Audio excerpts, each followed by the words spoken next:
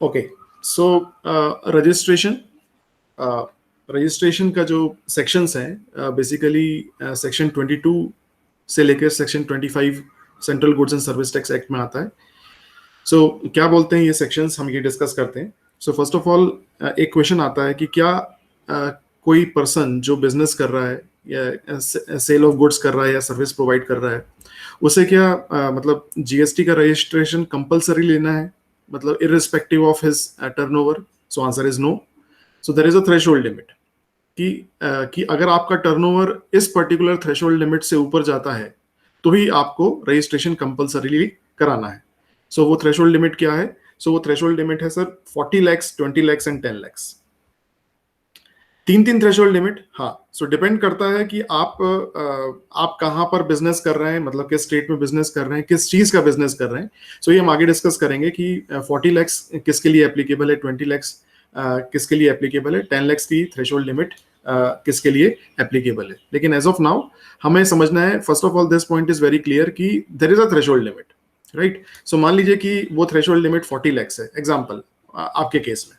सो फिर क्या होगा कि अगर आपका टर्नओवर 40 लाख के नीचे है, 40 lakhs के नीचे है, तो आपके लिए रजिस्ट्रेशन, जीएसटी में रजिस्ट्रेशन कराना कंपलसरी नहीं है.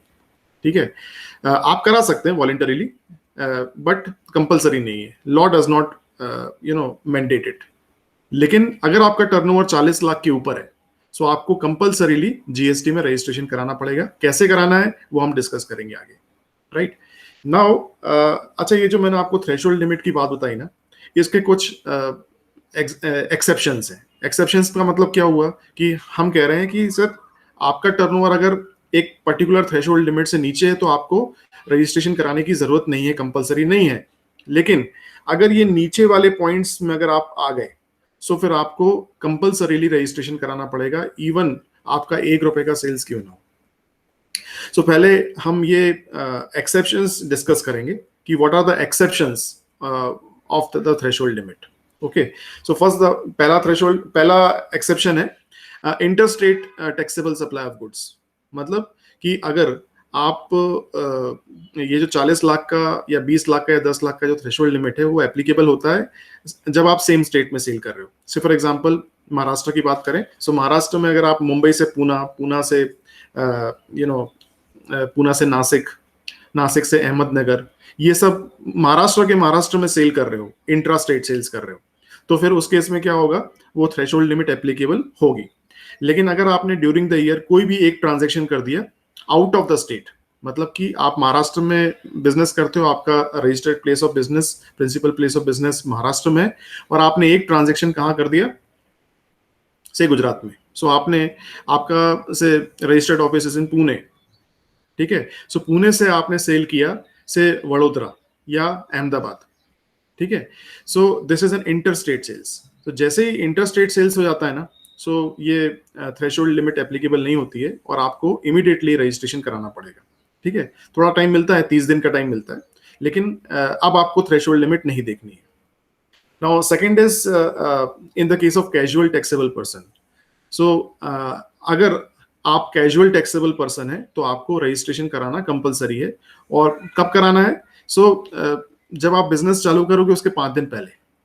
ठीक है, तो कैजुअल टैक्सेबल पर्सन, और आगे हम डिस्कस करेंगे नॉन रेसिडेंट इंडियंस. इनके लिए अगर वो किसी स्टेट में बिजनेस करना चाहते हैं तो उनको पहले रजिस्ट्रेशन कराना पड़ेगा. ठीक है, और बिजनेस चालू करने के 5 दिन पहले, एटलीस्ट 5 दिन पहले उनका रजिस्ट्रेशन होना चाहिए, तब वो बिजनेस कर सकते हैं. This is the rule.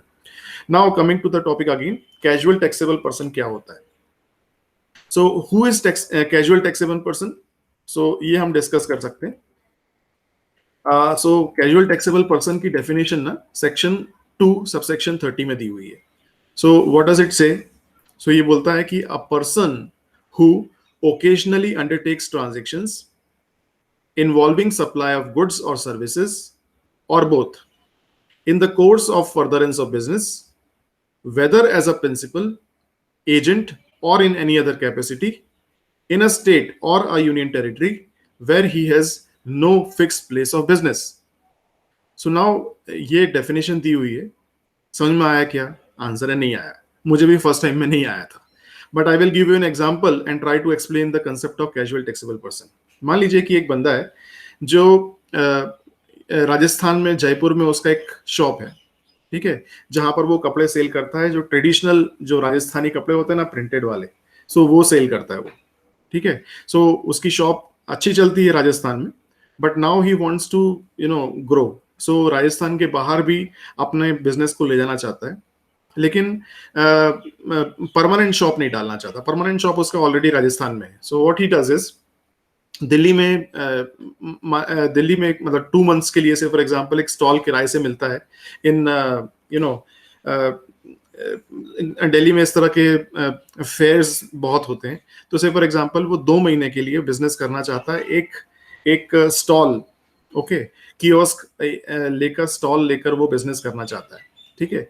So Delhi government बोलती है कि भाई देखो, आपका जो जीएसटी का रजिस्ट्रेशन है वो राजस्थान का है, ठीक है, तो आप दिल्ली में बिजनेस नहीं कर सकते. आपको अगर बिजनेस करना है तो यहाँ पर रजिस्ट्रेशन कराना पड़ेगा. सो ही सेज कि सर देखो, मेरे पास राजस्थान का रजिस्ट्रेशन है, दिल्ली में मेरा कोई ऐसा इंटेंशन नहीं है कि मैं मतलब परमानेंट कोई बिजनेस डालूं, ठीक है. मैं सिर्फ 2 महीने के लिए यहाँ पर अपना स्टॉल लगा के रखूंगा और वापस मतलब जब 2 मंथ्स कंप्लीट होंगे तो मैं वापस चला जाऊंगा राजस्थान. सो गवर्नमेंट सेज कि ओके, दिल्ली गवर्नमेंट कहती है ओके ठीक है, इस केस में आप करो, एक काम करो, आप रजिस्ट्रेशन कराओ, लेकिन as a casual taxable person 2 महीने के लिए रजिस्ट्रेशन करा लो. सो कैजुअल टैक्सेबल पर्सन की खासियत ये होती है कि भाई उसका उस पर्टिकुलर जगह पर जहां पर वो एक लिमिटेड टाइम के लिए बिजनेस करना चाहता है, वहां पर परमानेंट प्लेस ऑफ बिजनेस नहीं होता है. ओके, सो अभी हम दोबारा इस सेक्शन को रीड करते हैं. अब इस एग्जांपल के परव्यू में, a person who occasionally undertakes transactions involving supply of good or services or both in the course or furtherance of business, whether as a principal agent or in any other capacity, in a state, Delhi की बात हो रही है, in a state or union territory where he has no fixed place of business. Delhi में सिर्फ वो 2 महीने business करने आया है स्टॉल लगाकर, अदरवाइज वहां पर उसका कोई फिक्स्ड प्लेस ऑफ बिजनेस नहीं है. सो गवर्नमेंट ये बोलती है कि भाई अगर आप as a casual taxable person registration कराना चाहते हो, राइट, सो उस केस में ना आपका थ्रेशोल्ड लिमिट नहीं देखा जाएगा, इमीडिएटली आपको रजिस्ट्रेशन कराना पड़ेगा. 1 रुपए का भी सेल्स करोगे तो भी, even actually in the case of NRI and in the case of casual taxable person, ये बहुत इंपॉर्टेंट है कि वो इमीडिएटली रजिस्ट्रेशन कराए, मतलब बिजनेस चालू करने से 5 दिन पहले उसको रजिस्ट्रेशन कराना पड़ेगा. ये हम आगे डिस्कस करेंगे. Then the next is liability to pay under reverse charge mechanism.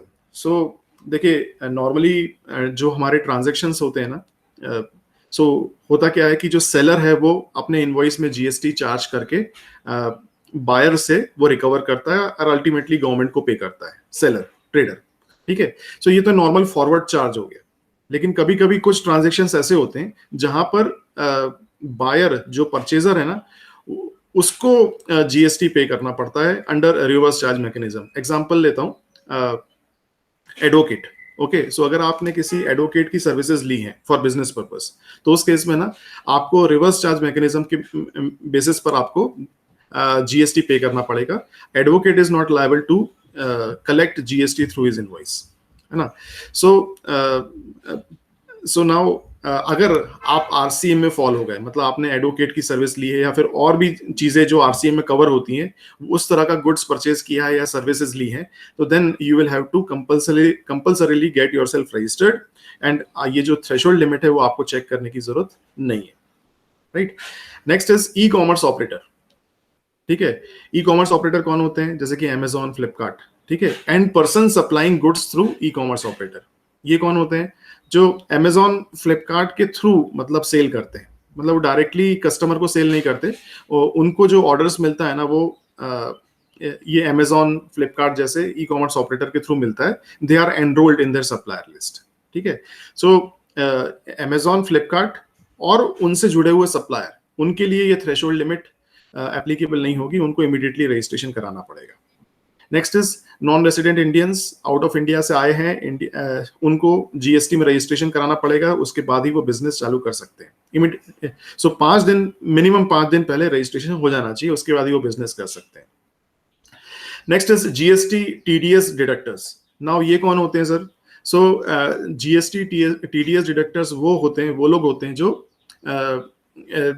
जो बेसिकली आज की डेट में ना ये गवर्नमेंट अथॉरिटीज हैं, मतलब सेंट्रल गवर्नमेंट, स्टेट गवर्नमेंट और म्यूनिसिपल कॉरपोरेशन। सो एक लिमिट के बाद टीडीएस सेक्शन 51 में हम डिस्कस करेंगे। सो एक लिमिट के बाद टीडीएस डिडक्शन की लायबिलिटी आ जाती है इन लोगों के ऊपर, अगर इन्होंने कुछ कॉन्ट्रैक्ट वगैरह दिया हुआ है। ठीक है, so GST liability as of now is only on government authorities. So अगर टीडीएस पे करना पड़ रहा है अंडर सेक्शन 51 तो उनको भी कंपलसरी रजिस्ट्रेशन कराना पड़ेगा। ये थ्रेशोल्ड लिमिट देखने की जरूरत नहीं है। इसके अलावा गवर्नमेंट कुछ और भी सेक्शंस को यहाँ पर ला सकती है जिस पर थ्रेशोल्ड लिमिट एप्लीकेबल नहीं होगी। सो यहाँ लिखा हुआ others as may be notified. So this was all regarding the exceptions of threshold limit. Immediately registration कराना पड़ेगा।